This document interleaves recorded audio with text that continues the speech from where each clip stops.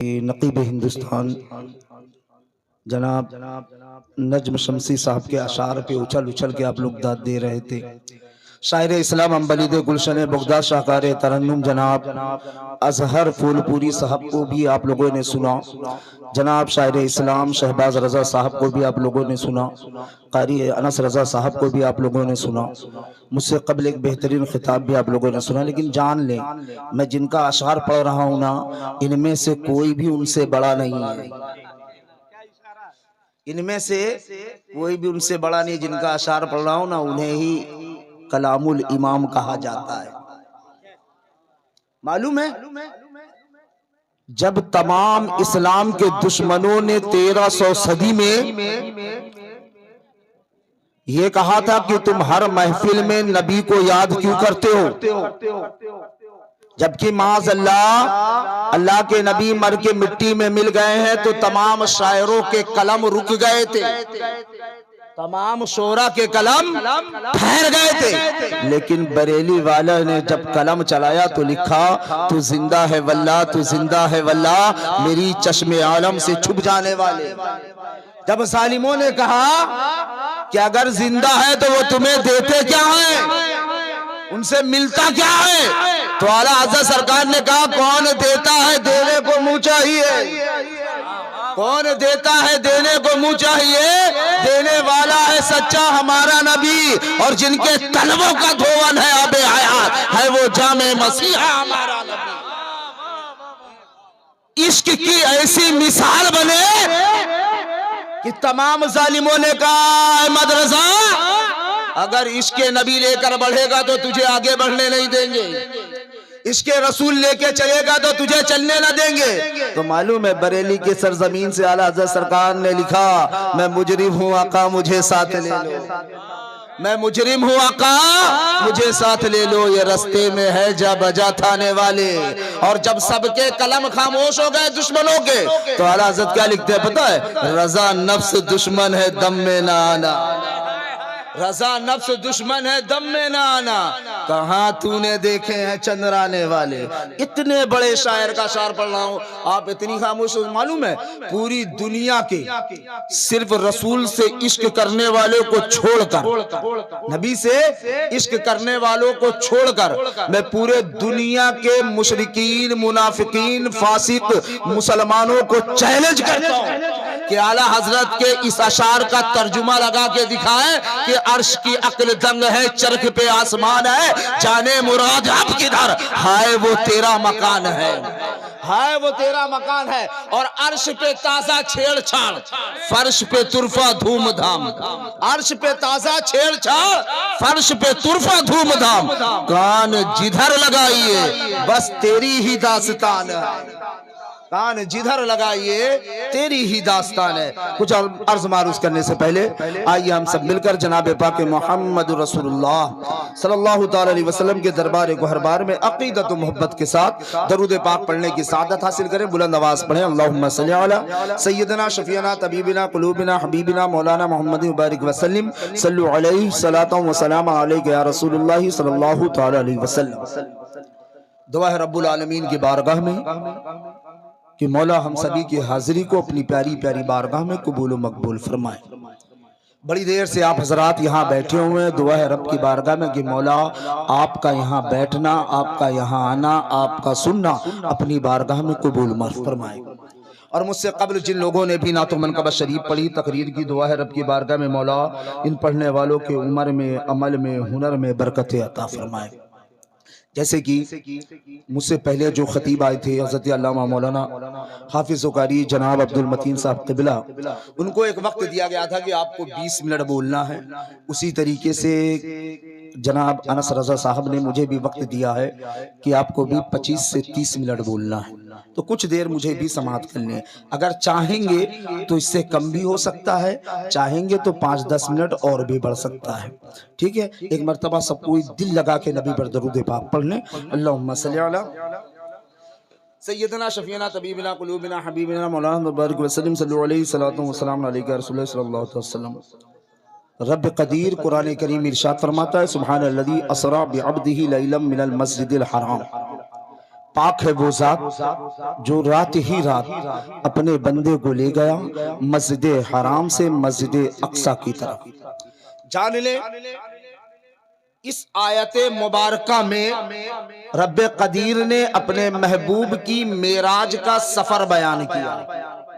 معراج نہیں بیان کیا، وجہ کیا ہے معلوم ہے؟ کہ معراج انسان کی عقلوں میں آ ہی نہیں سکتا۔ ہم تو وہ ہیں جو نبی کے سفر کو نہیں سمجھ سکتے، تو معراج کہاں سمجھ پائیں گے؟ اور چند لمحے کی وہ معراج جب اسے نہیں سمجھ سکتے تو پورے رسول اللہ کو کیسے سمجھ سکتے ہیں؟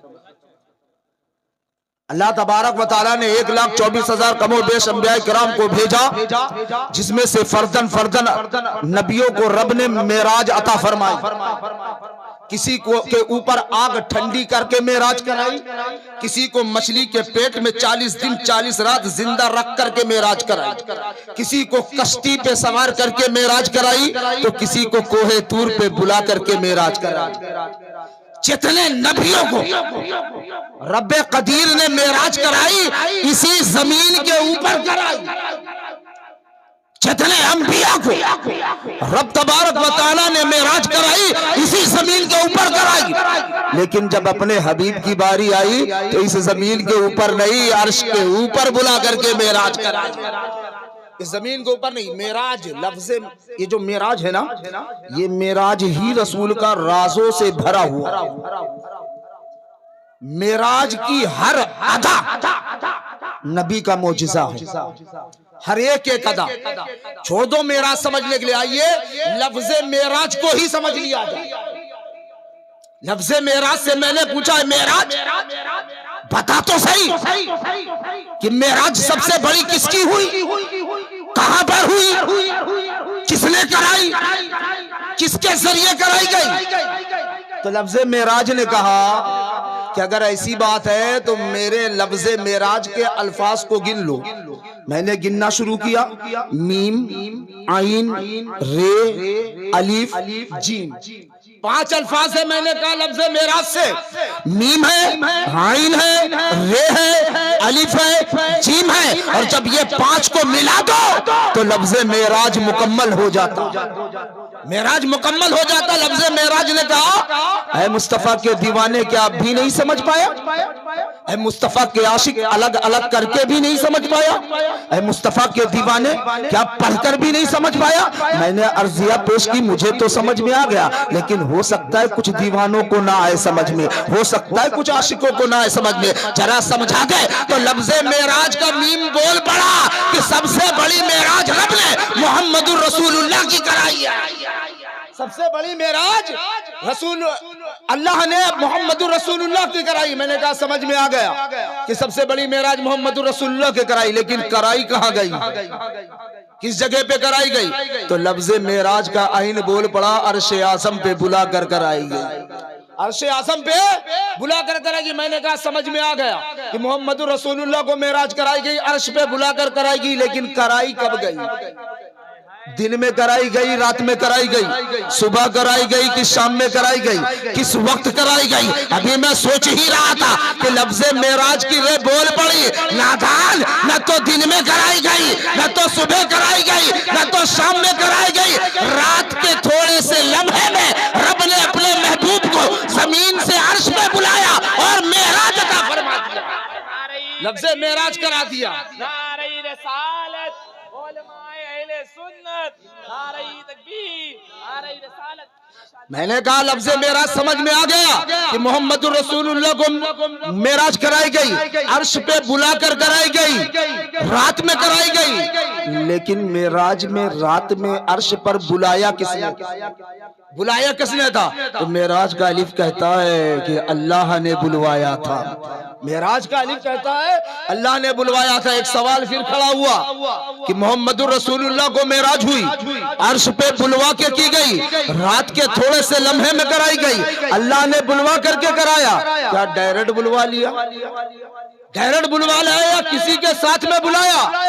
کوئی ہم سفر بھی تھا، کوئی مصطفیٰ کا میزبان بھی تھا، تو اور جان لیں کہ 2 سفر ایسے ہیں جس میں اللہ نے سرداروں کو اپنے محبوب کا میزبان بنایا۔ ایک ہے سفر معراج اور دوسرا ہے مصطفیٰ کا مکے سے ہجرت کر کے مدینے جانا۔ اللہ نے جب بھیجا جبریل کو کہا جنتی سواری لے کے جا، تو جب معراج کی رات رسول سفر میں چلے تو جنتی سواری پہ سوار ہوئے، اور جب ہجرت کی شب رسول چلے تو خود جنتی سواری ابو بکر بن گئے۔ دماغ اگر پہنچ رہا، اللہ کرے آپ کو بات سمجھ میں آ جائے۔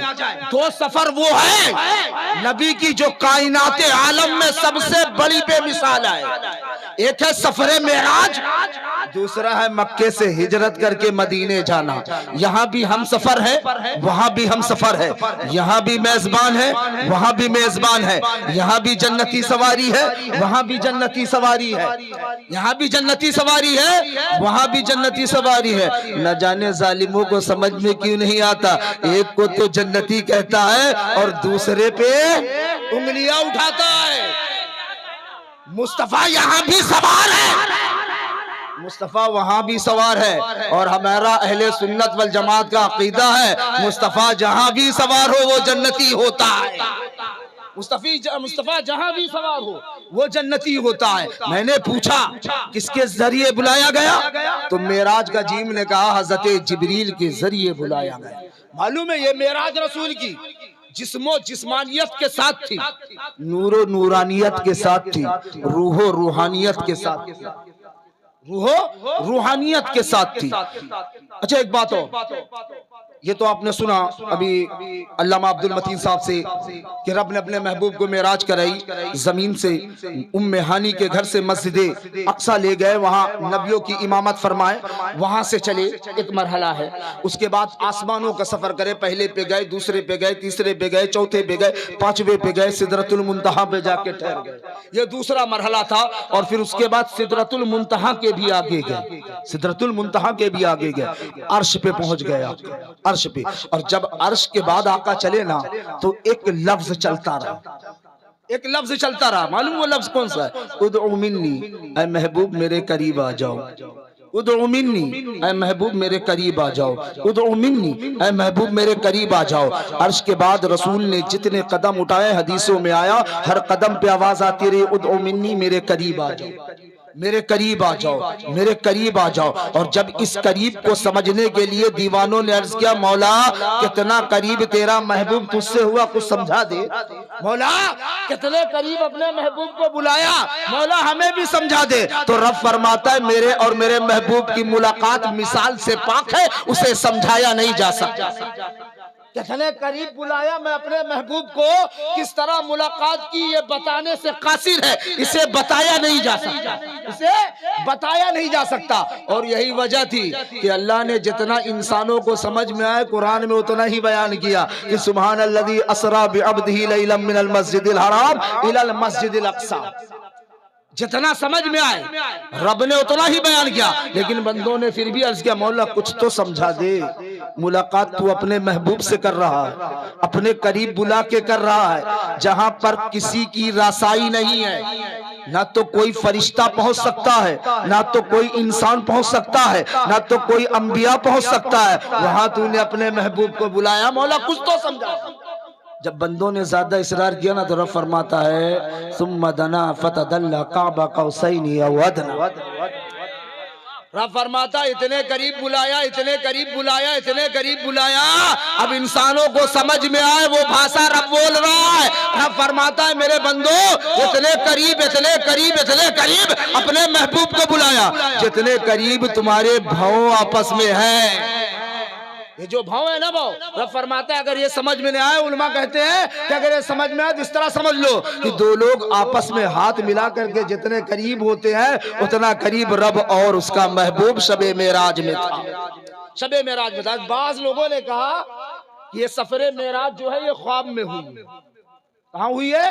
خواب میں ہوئی ہے۔ لیکن اہل سنت والجماعت کا عقیدہ ہے کہ جسم و جسمانیت کے ساتھ، نور و نورانیت کے ساتھ، روح و روحانیت کے ساتھ میں ہوئی ہے، روح و روحانیت کے ساتھ میں ہوئی ہے۔ اور سفر معراج جسے معراج کہتے ہیں، لفظ معراج، وہ معراج یہ ہے کہ رب اپنے محبوب سے بغیر کسی پردے سے ملاقات کی، اور رب کا محبوب بھی بغیر کسی پردے کے اپنے رب سے ملاقات کیا.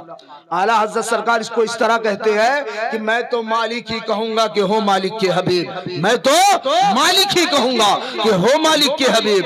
یعنی محبوب محب میں نہیں میرا تیرا, یعنی محبوب محب میں نہیں میرا تیرا. جب اللہ کے محبوب آ گئے, جاتا تفسیری گفتگو نہ کروں گا, بس اسے سن لے. جو لوگ یہ سمجھتے ہیں کہ اللہ کے رسول کو جو معراج ہوئی یہ خواب میں ہوئی, وہ جانے.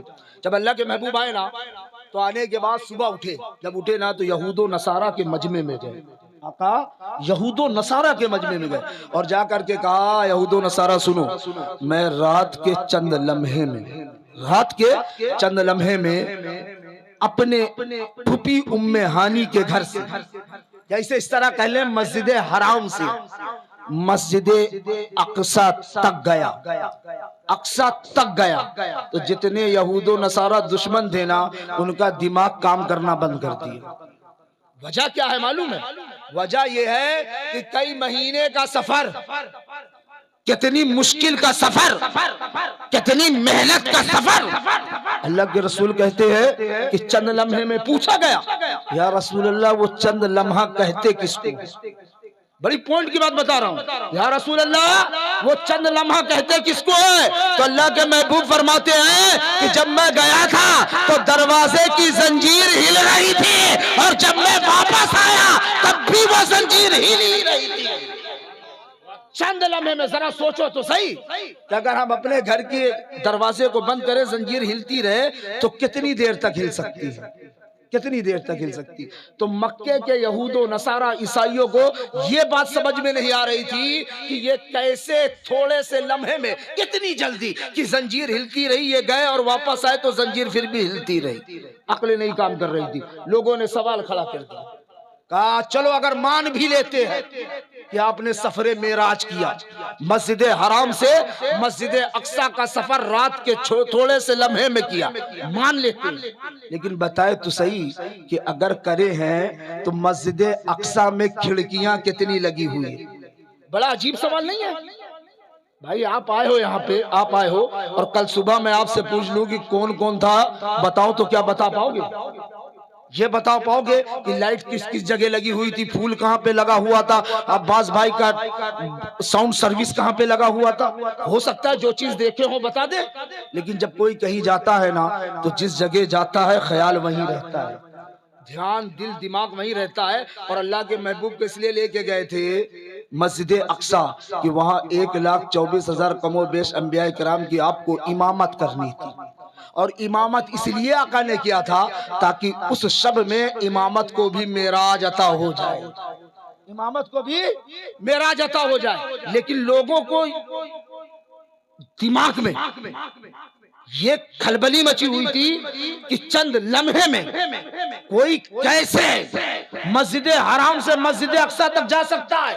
تو یہود و نصارہ نے کہا اس سے اچھا موقع نہ ملے گا رسول کو معاذ اللہ غلط ثابت کرنے کے لیے, انہیں جھوٹا ثابت کرنے کے لیے. تو سوال کھڑا کر دیا اگر گئے تو بتائے مسجد اقصی میں کھڑکیاں کتنی تھی, اس کے محراب کتنے ہیں, اس کی دیواروں پہ پینٹ کیسا ہے, اس کے پلر کتنے ہیں. عجیب و غریب سوال پوچھ رہے تھے. اللہ کے محبوب مسجد اقصی میں امامت کرنے گئے تھے, پلر گننے تھوڑے گئے تھے, کھڑکیاں گننے تھوڑے گئے تھے, وہاں پہ کون سا پینٹ ہوا تھا وہ دیکھنے تھوڑے گئے تھے. آقا وہاں امامت کرنے گئے تھے. لیکن جب لوگوں نے سوال کیا نا تو اللہ کے محبوب فرماتے میں نے اپنی آنکھوں کو بند کیا. بول دو نا یار, بول دو, بڑی پیاری بات بتانے والا ہوں. اللہ کے محبوب فرماتے ہیں میں نے اپنی آنکھوں کو بند کیا. جان لیں جب ہم آنکھیں بند کرتے ہیں تو ہمیں کچھ نظر نہیں آتا, کچھ نظر آتا ہے, کچھ نظر آنکھیں بند کرنے کے بعد. لیکن اللہ کے محبوب فرماتے ہیں جب میں نے آنکھیں بند کی نا تو میرے رب نے مسجد اقصی کو میرے سامنے کر دیا. رب نے مسجد اقصی کو اٹھا کر میرے سامنے کر دیا. اب مشرکوں نے سوال کیا یا رسول اللہ بتائے کھڑکیاں کتنی ہیں؟ تو اللہ کے محبوب فرماتے ہیں میں نے کھڑکیاں گن لی اور گن کر کے انہیں بتا دیا. جب پوچھا پلر کتنے ہیں تو اللہ کے محبوب فرماتے ہیں میں نے مسجد اقصی کے پلر گن لیے اور گن کر کے انہیں بتا دیا. انہوں نے پوچھا مسجد اقصی کی دیواروں میں کلر کون سا ہے, میں نے پینٹ دیکھ لیا اور دیکھ کر کے انہیں بتا دیا. انہوں نے پوچھا محراب کیسا ہے, میں نے محراب دیکھا, محراب کی شکل و صورت انہیں بتا دیا. جب سارے جواب مل گئے تو بڑے حیران ہو گئے, وہ بڑے حیران ہوئے کہ چند لمحے میں گئے اور وہاں کی کھڑکیاں بھی گن لیے، وہاں کے پلر بھی گن لیے، وہاں کے محراب بھی گن لیے۔ اب ذرا سوچ کے دیکھو کہ جو مصطفیٰ کا سفر مسجد حرام سے مسجد اقصی تک برداشت نہ کر پاتا ہو، وہ عرش اعظم کے اوپر کیسے برداشت کر پاتا؟ نبی کا عرش کے اوپر جانا کیسے برداشت کر پاتے؟ جب انہوں نے دیکھا نا سچ بتایا تو انہوں نے کہا اگر یہ آپ بات سچ تو بتا رہے ہیں لیکن ہمارا ایک سوال اب بھی ہے، اللہ کے محبوب نے فرمایا پوچھ لو۔ تو یہود و نصارہ نے کہا اگر آپ سفر میں گئے تھے تو اس طرف سے ہمارے قافلے آ رہے تھے، بتائے تو صحیح کہ کتنے قافلے آ رہے تھے ہمارے؟ عجیب بات نہیں ہے؟ جانے والا براق پہ سوار ہے، جس کے بارے میں لکھنے والوں نے لکھا ہے کہ آنکھ جھپکنے سے پہلے دل میں جہاں تمنا ہو براق وہاں لے جا کر کھڑا کر دیتا ہے۔ دل کی تمنا کائنات عالم میں اس سے تیز سواری پیدا کی ہی نہیں گئی۔ اتنے تیز سواری پر رسول سوار ہے، سوال کرنے والے کر رہے ہیں بتاؤ تو صحیح کہ اسی راستے میں ہمارے قافلے واپس آ رہے تھے، کتنے قافلے؟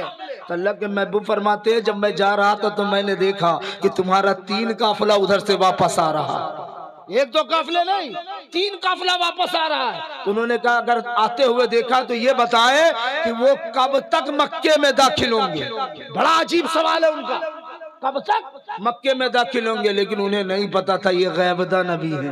اعلیٰ حضرت سرکار کہتے ہیں اور کوئی غیب کیا تم سے نیہا ہو بلا، جب نہ خدا ہی چھپا تم پہ کروڑوں درود۔ انہیں نہیں پتا تھا غیب داں نبی۔ انہوں نے پوچھا یہ قافلہ آئے گا کب؟ تو اللہ کے محبوب نے فرمایا پہلا قافلہ آج دوپہر تک آ جائے گا، دوسرا قافلہ غروب آفتاب کے بعد آ جائے گا مکے میں، اور تیسرا قافلہ کل طلوع آفتاب کے بعد آئے گا، طلوع سورج نکلنے کے بعد آئے گا۔ اب لوگ پہنچ گئے بڑی بڑی پہاڑیوں پہ۔ اب پہاڑیوں پہ پہنچنے کا عالم یہ تھا کہ ایک طرف مکے کے یہود و نصارہ عیسائی تھے تو دوسرے طرف مصطفیٰ کے غلام صحابی تھے۔ ایک پہاڑی پہ دیوانے تھے، ایک پہاڑی پہ دشمن تھی۔ راستہ دیکھ رہے ہیں کہ مصطفیٰ نے ابھی تک جو جتنی باتیں بتائی سچ بتائی، اب جو آگے ہونے والا ہے وہ سچ ہے کہ نہیں۔ دیکھ رہا ہے کہ اچانک زوال کا وقت ہو گیا۔ زوال کا جیسے ہی وقت ہوا یہ ظالم منافق یہود و نصارہ چلانے لگے، آسمان کی طرف نگاہ ہے سورج کو دیکھ کے کہہ رہے ہیں اے مصطفیٰ کے ماننے والوں دیکھو دوپہر ہو گئی، زوال ہو گیا، دوپہر ہو گئی، زوال ہو گیا۔ اتنے میں کسی عاشق نے کہا ظالموں نگاہ نیچے بھی کر لو، تمہارا پہلا قافلہ مکے میں داخل ہو رہا، پہلا قافلہ مکے میں داخل ہو رہا۔ اور جب دیکھا نا ظالموں نے کہ زوال کا وقت ہے اور پہلا قافلہ داخل ہو رہا ہے، پہلا قافلہ اندر ہو رہا ہے، سوچا بات تو صحیح ہے، اب دوسرے کا بھی انتظار ہوگا۔ صبح کے گئے، دوپہر تک وہاں رہے۔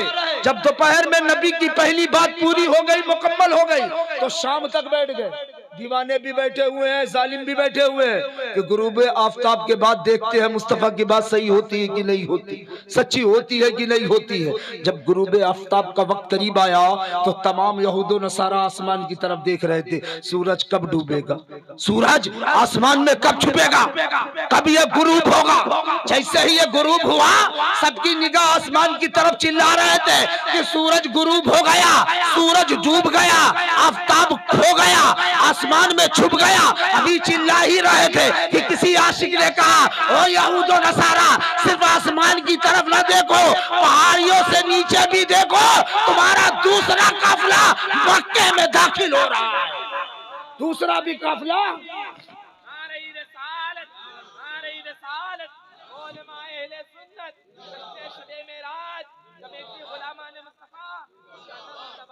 تمہارا دوسرا قافلہ بھی مکے میں داخل ہو رہا ہے۔ اب لوگ چلے گئے گھر، جب تیسرے قافلے کو دیکھنا ہے۔ رات بڑی بے چینی میں پار ہوئی، دیوانے بھی بے چین تھے۔ دیوانے اس لیے بے چین تھے کہ اپنے نبی کے معجزے کو دیکھنا، ظالم اس لیے بے چین تھے کہ اگر قافلہ نہ آیا تو ہم نبی کو جھوٹا کہیں گے، ان کی مذاق اڑائیں گے۔ رات بڑی بے چینی سے کاٹے، جیسے ہی صبح کی سفیدی دکھی سب دوڑے اور دوڑ کر کے پہاڑیوں پہ چڑھ گئے۔ دیوانے الگ چڑھ گئے، یہود و نصارہ الگ چڑھ گئے۔ اب کھڑے ہو کے دیکھ رہے ہیں، اچھا سورج نکلنے کا بھی ایک وقت ہے، وَتَرَى الشَّمْسَ إِذَا طَلَعَتْ تَزَاوَرُ عَنْ كَهْفِهِمْ ذَاتَ الْيَمِينِ وَإِذَا غَرَبَتْ تَقْرِضُهُمْ ذَاتَ الشِّمَالِ وَهُمْ فِي فَجْوَةٍ مِّنْ رب فرماتا ہے کہ سورج اپنی جگہ سے نکلتا ہے اور اپنی جگہ ڈوب جاتا ہے. یہ رب کا قانون ہے. رب کا قانون. اچھا ایک قانون ہمارے حساب سے گھڑی کے حساب سے صبح 6 بجے سورج نکلتا ہے نا. 6 بجے اگر زیادہ بدلی وغیرہ ہو تو 7 بجے نکلے گا. اچھا اس وقت گھڑی نہیں تھی کہ آپ لوگ حدیثوں میں گھڑی تلاشنے لگے. گھڑی نہیں تھی. میں مثال دے کے سمجھا رہا ہوں کہ لوگ پہنچ گئے, سورج کا وقت ہو گیا, 6 بج گیا لیکن سورج نہیں نکلا. 7 بج گیا سورج نہیں نکلا. لوگ انتظار میں بیٹھے, 8 بج گیا سورج نہیں نکلا. 10 بج گیا سورج نہیں نکلا. 11 بج گیا سورج نہیں نکلا. 12 بج گیا سورج نہیں نکلا. 2 بج گئے سورج نہیں نکلا. 2 بج گئے. 6 بجے سے لوگ انتظار میں کہ سورج نکلے اور قافلہ نہ آئے تو ہم نبی کی مذاق اڑائیں, انہیں جھوٹا کہیں. لیکن 6 بجے کے گئے, 2 بج گئے, سورج نہیں نکلا. سورج نکلا. اب حیران ہے کہ آسمان بھی صاف ہے, بادل بھی صاف ہے اور سورج نکلنے کا نام نہیں لے رہا. صحابیوں میں سے ایک دیوانہ اٹھا, نبی کی بارگاہ میں پہنچا, عرض کرتا ہے آقا دوپہر ہو گئی لیکن آسمان پہ سورج طلوع نہیں ہوا, آسمان میں سورج نکلا ابھی تک نہیں ہے. تو اللہ کے محبوب نے ہاتھوں کو اٹھا دیا, عرض کیا مولا تیرے قانون کے حساب سے طلوع آفتاب کا وقت ختم ہو گیا, تیرے قانون کے حساب سے وقت زیادہ ہو گیا. مولا ابھی تک سورج نکلا نہیں ہے. تو رب فرماتا ہے محبوب کیسے سورج نکال دوں, محبوب کیسے سورج نکال دوں. جس قافلے کی تو نے نشاندہی کی ہے اس قافلے کے اونٹ زخمی ہو گئے. میرے محبوب انہیں پٹیاں کر کے اب تیار کرے ہیں. اگر سورج نکال دوں گا تو وہ قافلہ آ نہیں پائے گا. اگر قافلہ آئے گا نہیں تو مکے میں تیری توہینی شروع ہو جائے گی, تجھے جھوٹا ثابت کرنے لگیں گے. تو محبوب میں اپنا قانون تو بدل سکتا ہوں پر تیری توہینی برداشت نہیں کر سکتا, تیری توہینی برداشت نہیں کر سکتا. اللہ کے محبوب نے فرمایا صحابہ جاؤ طلوع آفتاب ہونے والا, دوسرا پہر ہے. صحابی گئے, کھڑے ہو گئے کہ اچانک دیکھتے ہی دیکھتے آسمان پہ سورج نکلنا شروع ہوا. جب سورج نکلنا شروع ہوا تو ظالم چلانے لگے طلوع آفتاب ہو گیا, سورج نکل آیا, سورج دکھنے لگا. ابھی کہی رہے تھے کہ جتنے دیوانے تھے سب چلا اٹھے کہ آسمان کو دیکھنا چھوڑو ظالمو, زمین پہ دیکھو تمہارا تیسرا قافلہ بھی مکے میں داخل ہو رہا ہے, مکے میں داخل ہو رہا ہے. یہ جو لفظ معراج ہے یہ معجزوں سے بھری ہوئی ہے. اللہ نے تمام نبیوں کو فردن فردن معجزہ عطا کیا تھا لیکن اپنے محبوب کو سر سے لے کے پیر تک معجزہ بنا کے بھیجا. ظالم تو چلے گئے, یہود و نصارہ تو اپنے اپنے گھر چلے گئے, لیکن عاشق نبی کی بارگاہ میں پہنچ گئے, دیوانے مصطفیٰ کی بارگاہ میں پہنچ گئے, چاہنے والے آقا کی بارگاہ میں پہنچ گئے. آنکھوں میں آنسو, آنکھوں میں آنسو لیے عرض کرتے آقا وہ مانے یا نہ مانے ہم مانتے ہیں کہ آپ اپنے رب کو اپنی ان آنکھوں سے دیکھ کے آ رہے ہیں. دیکھ کر دیوانے تھے, رو رہے, آنکھوں میں آنسو لیے. آقا ہم مان رہے ہیں کہ آپ رب کو دیدار کر کے آ رہے ہیں. اللہ کے محبوب نے دیوانوں کی نگاہوں کو دیکھا, ہر ایک کی آنکھیں برس رہی تھی.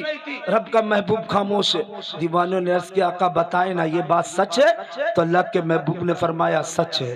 جب سنا نا رب اللہ کے محبوب کی زبان سے کہ بات سچ ہے, یہ رب کو قریب سے دیکھ کے آ رہے ہیں, تو دیوانوں نے عرض کیا آقا بتائیں نا ہمارا رب دیکھنے میں کیسا لگتا ہے.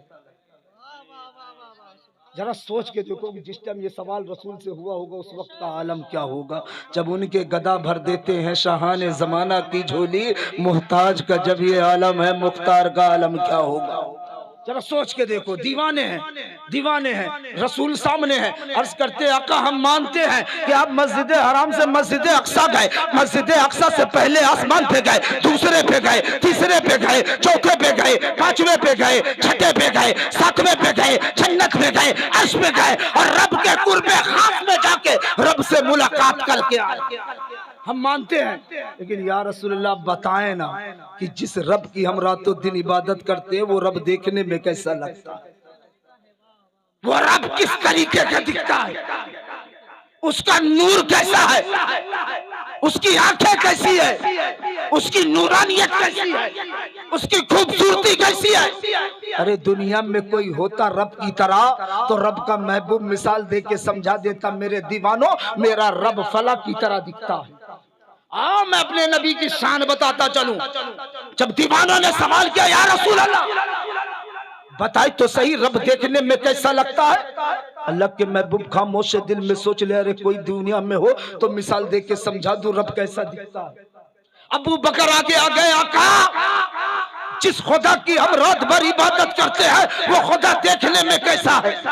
حضرت عمر آگے اس کرتے، آقا جس خدا کے قیام کے لیے ہم رات بھر کھڑے رہتے ہیں وہ رب دیکھنے میں کیسا ہے؟ حضرت عثمان غنی آ گئے، آقا جس کی راہ میں ہم گردن کٹانے میں بھی پیچھے نہیں ہٹتے وہ رب دیکھنے میں کیسا ہے؟ علی شیر خدا آ گئے، آقا ہر جنگ میں جس کے نام پر ہم جنگوں کو فتح کرتے ہیں وہ خدا دیکھنے میں کیسا ہے؟ اللہ کے محبوب خاموش ہے، خاموش ہے۔ تمام صحابیوں کی آنکھوں میں آنسو ہے، یا رسول اللہ کچھ تو بتائے کہ ہمارا رب دیکھنے میں کیسا ہے؟ جس نے زمین کو بنایا وہ کیسے دکھتا ہے؟ جس نے آسمان کو بنایا وہ کیسا دکھتا ہے؟ جس نے چاند سورج کو بنایا کیسا دکھتا ہے؟ جس نے ہمیں طرح طرح کے نعمتیں